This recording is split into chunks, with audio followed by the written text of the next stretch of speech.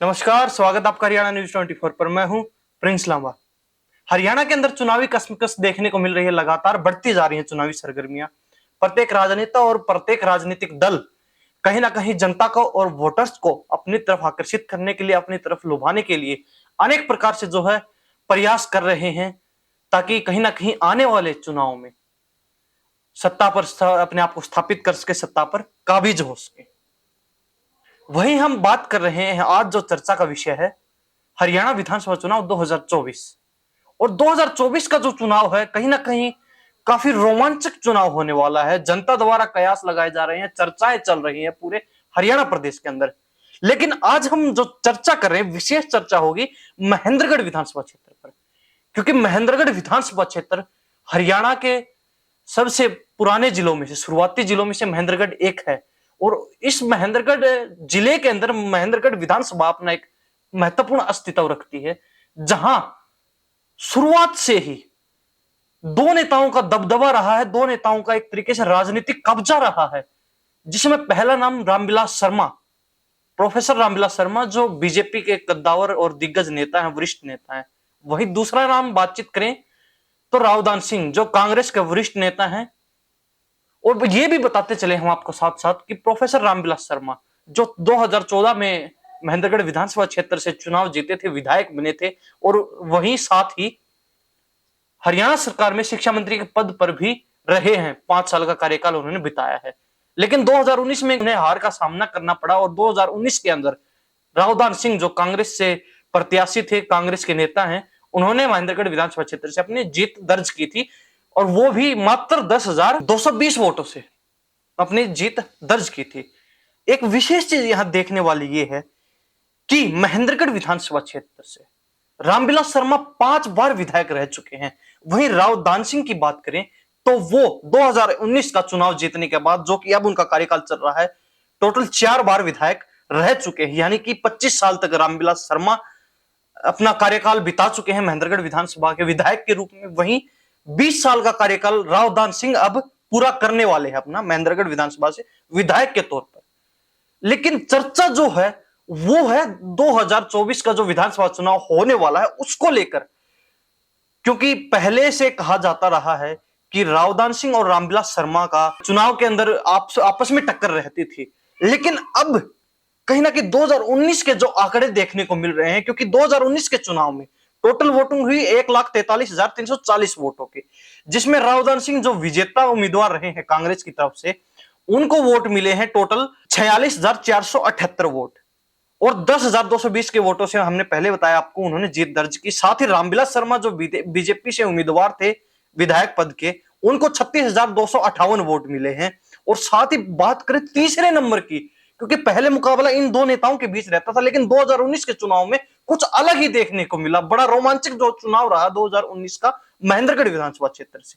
यहां पर तीसरे नंबर पर एक ऐसे कैंडिडेट आते हैं, वो भी निर्दलीय, बिना किसी दल की सहायता के निर्दलीय प्रत्याशी, यानी कि संदीप सिंह, जिन्हें लोग प्यार से संदीप एसडीएम के नाम से जानते हैं, जनता के बीच फेमस है। और डीसी के पद से जो है रिजाइन देकर उन्होंने जो है चुनाव की तैयारी की। उनको 33,077 वोट जो है प्राप्त हुए 2019 के विधानसभा चुनाव में महेंद्रगढ़ विधानसभा क्षेत्र से, वो भी निर्दलीय प्रत्याशी के रूप में। तो अब जो स्थिति थी कि रावदान सिंह और रामविलास शर्मा कहीं ना कहीं आपस में टक्कर रहती है चुनाव की, वो स्थिति तीसरे के जो नंबर पर जो कैंडिडेट रहे, उन्होंने पूरा जो है चुनाव को घुमा दिया। अब लोगों की नजर है 2024 के विधानसभा चुनाव पर कि महेंद्रगढ़ में आखिर स्थिति होगी क्या विधानसभा चुनाव के दौरान, कैसा माहौल जो है महेंद्रगढ़ विधानसभा क्षेत्र में रहेगा। तो उस पर यह चर्चा अब आगे हम बढ़ाते हैं अपनी। अब बातचीत कर लेते हैं रामविलास शर्मा से। रामविलास शर्मा जो बीजेपी से अक्सर उम्मीदवार रहते हैं विधायक पद के महेंद्रगढ़ विधानसभा क्षेत्र से, उनको लेकर चर्चाएं हैं, कयास लगाए जा रहे हैं कि बीजेपी द्वारा उन्हें राज्यपाल बनाया जा रहा है, तो बीजेपी के लिए यहां से महेंद्रगढ़ विधानसभा क्षेत्र से कोई नया चेहरा होगा बीजेपी की तरफ से। लेकिन वहीं हम बातचीत करते हैं रामविलास शर्मा से। अभी हाल ही में हमने कुछ दिन पहले ही उनसे बातचीत की। हमने अक्सर एक सवाल करते हैं उनसे कि क्या रामविलास शर्मा, प्रोफेसर रामविलास शर्मा महेंद्रगढ़ विधानसभा क्षेत्र से अब की बार फिर चुनाव लड़ने की पूरी तैयारी में है, तो उनका जवाब क्या होता है। पहले आप वो वीडियो देख लीजिए। तो अब की बार रामविलास शर्मा जी दोबारा महेंद्रगढ़ विधानसभा से चुनाव लड़ रहे हैं, निश्चित रूप से। तो आपने वो क्लिप देखी, किस प्रकार रामविलास शर्मा बिल्कुल निश्चिंत तौर पर कह रहे हैं कि रामविलास शर्मा अक्सर वो एक दोहा भी कहते हैं कि अभी तो बाज की असली उड़ान बाकी है, अभी तो परिंदे का इम्तिहान बाकी है, अभी अभी मैंने लांगा है समुद्रों को, अभी तो पूरा आसमान बाकी है। ये दोहा प्रचलित है क्योंकि अक्सर रामविलास शर्मा इस दोहे को कहते हैं। साफ तौर पर वो इनडायरेक्ट रूप से ये बात स्पष्ट करते हैं अक्सर कि महेंद्रगढ़ से रामविलास शर्मा हमेशा रहे हैं और आगे भी रहने वाले हैं, वो कहीं नहीं जा रहे हैं महेंद्रगढ़ विधानसभा क्षेत्र को छोड़कर। आगे बातचीत कर लेते हैं रावदान सिंह, जो कांग्रेस नेता हैं और अब की बार महेंद्रगढ़ विधानसभा क्षेत्र से फिलहाल के विधायक भी हैं कांग्रेस के। उनकी बातचीत कर लेते हैं। तो स्वाभाविक है और पूरी पूरी संभावनाएं भी हैं कि पहले भी वो प्रत्याशी रहे हैं लगातार कांग्रेस से महेंद्रगढ़ विधानसभा क्षेत्र से विधायक पद के, और अब की बार भी पूरी संभावनाएं जताई जा रही हैं कि रावदान सिंह भी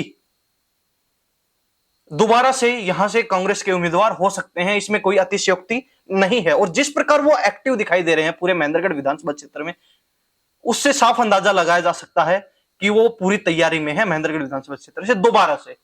अब आगे बातचीत कर लेते हैं। जो 2019 के विधानसभा चुनाव में तीसरे नंबर पर जो कैंडिडेट रहे, संदीप सिंह, निर्दलीय प्रत्याशी, जिन्हें लोग संदीप एसडीएम के नाम से जानते हैं, वो पूरी तरह एक्टिव दिखाई दे रहे हैं और पूरी तरह उन्होंने स्पष्ट भी कर दिया है जिस प्रकार वो गांव के अंदर जाकर सभाएं कर रहे हैं, लोगों से मिलजुल रहे हैं और कहीं ना कहीं जनता का जो प्रेम उनके प्रति दिखाई दे रहा है। एक नारा वो लेकर चलते हैं कि वी लव महेंद्रगढ़। अक्सर उनकी वीडियोज में आपने देखा होगा वो कहते हैं वी लव महेंद्रगढ़, और कहीं ना कहीं यही चीज जो है लोगों के मन को भा रही है और इसी चीज को देखते हुए लोग उनसे जुड़ भी रहे हैं। अच्छा रिस्पॉन्स जो पब्लिक से उनको मिल रहा है, तो कहीं ना कहीं स्थिति स्पष्ट है कि चुनाव एक तरफा या दो तरफा ना होकर बल्कि चुनाव कई कोणीय होने वाला है। त्रिकोणीय बोल देते हैं, लेकिन यहां पर कई कोण होने वाले हैं अब के बाद चुनाव के। बड़ा रोमांचक जो है मुकाबला होने वाला है। संदीप एसडीएम के जहां तक हमने बात की, वो भी पूरे एक्टिव मूड में दिखाई दे रहे हैं और उन्होंने ताल ठोक रखी है कि हम भी महेंद्रगढ़ विधानसभा क्षेत्र से, चाहे निर्दलीय प्रत्याशी हो, चाहे अब तक तो निर्दलीय है लेकिन आगे हो सकता है किसी पार्टी से हो सकते हैं, संभावनाएं लगाई जा रही हैं,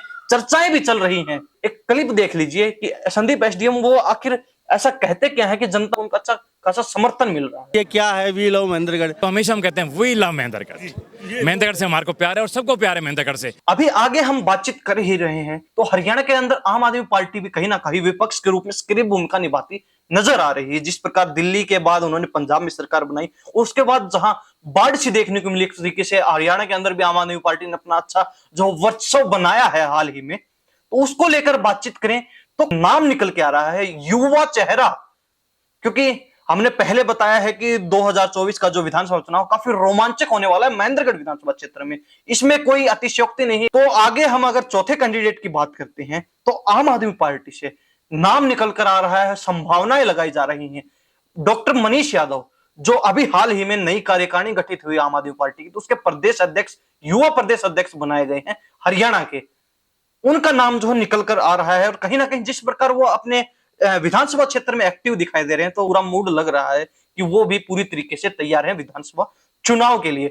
इससे आगे अगर हम बातचीत करते हैं तो एक नाम निकल कर आ रहा है बलवान सिंह फौजी। बिल्कुल आप पहचान भी गए होंगे क्योंकि बलवान सिंह फौजी वही शख्स है जिन्होंने 2019 का लोकसभा चुनाव जो है भिवानी महेंद्रगढ़ लोकसभा क्षेत्र से इनेलो के कैंडिडेट रहे हैं, पार्टी को भी छोड़ दिया और उसके बाद अब वो लोकसभा क्षेत्र की बजाय विधानसभा क्षेत्र महेंद्रगढ़ से पूर्ण रूप से जुट चुके हैं, पूर्ण रूप से जो है मेहनत करते हुए दिखाई दे रहे हैं और लगातार लगे हुए हैं लोगों को अपने साथ जोड़ने में। और उन्होंने भी स्पष्ट कर दिया है, मैं हाल ही में हमने उनका इंटरव्यू किया तो उसमें उन्होंने स्पष्ट कर दिया है कि वो भी महेंद्रगढ़ विधानसभा क्षेत्र से पूरी तरीके से तैयार हैं चुनाव लड़ने के लिए। पहले आप ये क्लिप देख लीजिए वो कहते क्या हैं। बलवान फौजी चुनाव लड़ेगा और बीजेपी कांग्रेस में से अगर आगे से बुला करके कोई टिकट देगी बलवान फौजी लेगा। तो आपने देखा कि किस प्रकार बलवान सिंह फौजी ने भी स्थिति स्पष्ट कर दी है कि वो भी पूरी तरीके से तैयार हैं विधानसभा चुनाव के लिए महेंद्रगढ़ विधानसभा क्षेत्र से। अब आगे एक और चेहरा हम बातचीत कर लेते हैं जिनके साथ हमने अभी हाल ही में इंटरव्यू भी किया और उन्होंने भी स्थिति स्पष्ट कर दी थी काफी पहले ही कि हम भी पूरी तरीके से तैयार हैं। जिस प्रकार उन्होंने पिछला विधानसभा चुनाव 2019 का महेंद्रगढ़ विधानसभा क्षेत्र से लड़ा, राष्ट्रवादी जनलोक पार्टी से राकेश तंवर बसई के नाम से जाने जाते हैं और उन्होंने भी स्थिति स्पष्ट कर दी है कि वो भी पूरी तरीके से तैयार हैं इस विधानसभा चुनाव के लिए, दावेदारी ठोक दी है। वहीं अगर बातचीत करते हैं हम इनेलो से या फिर जननायक जनता पार्टी यानी कि जेजेपी से, तो जेजेपी फिलहाल बीजेपी के साथ गठबंधन में है, तो उन्होंने कुछ स्थिति स्पष्ट नहीं की है, ना ही कोई अभी तक कैंडिडेट निकलकर सामने आया है। ऐसे ही इनेलो की बातचीत कर लेते, तो इनेलो की अभी यात्रा चल रही है और कुछ स्थिति स्पष्ट नहीं है कि कौन कैंडिडेट महेंद्रगढ़ विधानसभा क्षेत्र से इनेलो या फिर जेजेपी से हो सकता है। लेकिन जो 6 नाम हमने आपको गिनवाए हैं फिलहाल, जिन्होंने पूरी तरीके से दावेदारी ठोक दी है और आम जन के बीच जा भी रहे हैं लगातार, तो उस बारे में आप क्या सोचते हैं? क्योंकि जनता जनार्दन है जो सरकार बनाती है, सरकार गिराती है, नेताओं को जिताती है, अपना विधायक सांसद बनाने में अहम भागीदारी वोटर्स की होती है। तो ये सोचना वोटर्स को है कि उनका वोट किसको जाता है, कौन उनका पसंदीदा नेता है, कौन सी पार्टी उनकी पसंदीदा है, किसे वो चाहते हैं। ये उनका खुद का विचार, खुद का मन है कि वो किस तरफ जाते हैं। लेकिन हमारा काम था आंकड़ों पर बातचीत करना, और जिस प्रकार हमने बताया कि बीजेपी से प्रोफेसर रामविलास शर्मा और कांग्रेस से रावदान सिंह निर्दलीय प्रत्याशी के रूप में पिछली बार भी तीसरे नंबर पर रहे थे और अब की बार भी कहीं ना कहीं पूर्ण रूप से लगातार लगे हुए हैं विधानसभा क्षेत्र में। संदीप सिंह जो निर्दलीय प्रत्याशी थे, उसके बाद बातचीत कर लेते हैं बलवान सिंह फौजी जो फिलहाल निर्दलीय प्रत्याशी के रूप में अपनी भूमिका निभा रहे हैं, और उससे आगे बात करें तो राकेश तंवर बसई, और साथ ही जो राष्ट्रवादी जनलोक पार्टी से उम्मीदवार होंगे अब की बार, उन्होंने भी स्थिति स्पष्ट कर दी, प्रदेश अध्यक्ष भी हैं राष्ट्रवादी जनलोक पार्टी के हरियाणा से। और अंतिम नाम जो हम बता रहे हैं डॉक्टर मनीष यादव, जो आम आदमी पार्टी के हरियाणा में यूथ विंग के प्रदेश अध्यक्ष हैं, और संभावना है कि ये चेहरे इन पार्टियों से हो सकते हैं। तो इस बारे में महेंद्रगढ़ की जनता क्या सोचती है, आप भी अपनी राय कमेंट में जरूर लिखिए, क्योंकि आपकी राय अहम है। बाकी आगे की बातचीत हम जनता पर छोड़ देते हैं। कमेंट करके अपनी राय जरूर बता दीजिए कि आप किसे चाहते हैं या फिर किसे पसंद करते हैं, कौन आपकी बार मजबूत दिखाई दे रहा है महेंद्रगढ़ विधानसभा क्षेत्र से। तो इन्हीं सब बातों के साथ मैं प्रिंस लांबा, हरियाणा न्यूज 24। नमस्कार, जय हिंद।